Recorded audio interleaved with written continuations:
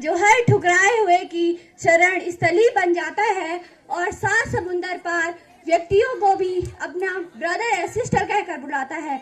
ये प्रेम की पूज्य भूमि भारतवर्ष कहलाता है, भारतवर्ष कहलाता है। इस तिरंगे की शान को नहीं बढ़ाना आता है, इस तिरंगे की शान को नहीं बढ़ाना आता है। जो गलत नजर उठाए मेरे वतन की तरफ तो इन्हें झुकाना भी आता है। और ये हिंदुस्तान की बेटियां है साहब, और ये हिंदुस्तान की बेटियां है साहब। इन चोड़ी वाले हाथों को भी हथियार उठाना आता है, इन चोड़ी वाले हाथों को भी हथियार उठाना आता है। सबसे पहले आप सभी को 75वें गणतंत्र दिवस की हार्दिक शुभकामनाएं। गणतंत्र दिवस के इस पावन प्रांगण में उपस्थित आदरणीय प्रधानाचार्य महोदय, विद्वान गुरुजन वृंद, आज के मुख्य अतिथि महोदय, बाहर से आए हुए आगंतुक महानुभावों, मेरे सहपाठी भैया एवं बहनों, गणतंत्र भारत के इस 75वें वर्ष का इतिहास अति संघर्ष भरा रहा है। इससे कई ज्यादा संघर्ष स्वतंत्रता सेनानियों और संविधान निर्माताओं ने किया है, जिनकी बदौलत आज हम यहाँ पावन पर्व मना रहे हैं। हमारे स्वतंत्रता सेनानियों और संविधान निर्माताओं को नमन करती हूँ।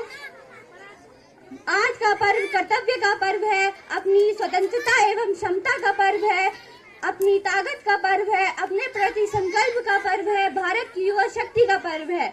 हम इस प्रांगण में उपस्थित नई उम्र को कहना चाहूंगी कि हम राष्ट्र विकास में क्या योगदान दे सकते हैं, यह चिंतन करना अति आवश्यक है। चिंतन करो, मनन करो, चिंतन करो, मनन करो, नव भावनाओं के कमल दो, नूतन व्यवस्था दो न दो, नूतन व्यवस्था दो न दो, पर तुम दुर्व्यवस्था बदल दो, नूतन व्यवस्था दो न दो, पर तुम दुर्व्यवस्था बदल दो।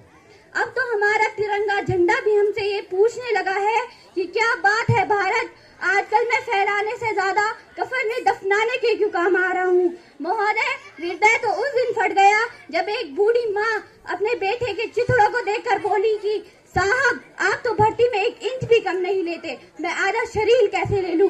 महोदय, आज इन मानव विध्वंसकारों के कारण, इन आतंकियों के अंगों की नफीनी हस्तियां और शहीद हुए नौजवानों की आंगन की तुलसी रोती है।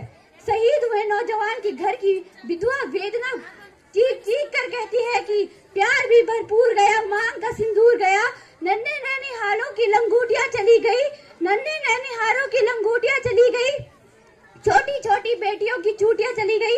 आपके लिए तो एक आदमी मरा है साहब, लेकिन मेरे घर की तो रोटियां ही चली गई, लेकिन मेरे घर की तो रोटियां ही चली गई।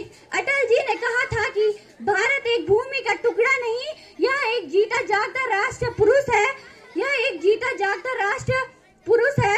अटल जी ने कहा था कि ये वंदन की धरती अभिनंदन की धरती है, ये वंदन की धरती अभिनंदन की धरती है, यह अर्पण की भूमि है, यह तर्पण की भूमि है, यह अर्पण की भूमि है, यह तर्पण की भूमि है, यह अर्पण की भूमि है, यह तर्पण की भूमि है। इसकी नदी हमारे लिए गंगा के समान है, इसका कंकड़ कंकड़ हमारे लिए शंकर है। हम जिएंगे तो इस भारत के लिए और मरेंगे तो इस भारत के लिए, और मरने के बाद अगर हमारी इन अस्थियों को कोई गंगा में ले जाकर बहाकर सुनेगा तो एक ही आवाज आएगी, भारत माता की जय। अपने भाषण को मैं एक छोटी सी शायरी के साथ खत्म करना चाहूंगी। जोरदार तालियां बजाइए इस बालिका के लिए। धन्य है वो माता जिसने ऐसा दूध पिलाया था, धन्य है वो माता जिसने ऐसा दूध पिलाया था। जिस उम्र में तुम हसीनाओं से करते हो दिल लगी, उसने वतन से दिल लगाया था। और मौत का नाम सुनकर तुम्हारे रोंगटे खड़े हो जाते हैं, और मौत का नाम सुनकर तुम्हारे रोंगटे खड़े हो जाते हैं। वो मौत को सामने देखकर भी मुस्कुराया था, वो मौत को सामने देखकर भी मुस्कुराया था। जय हिंद, जय भारत।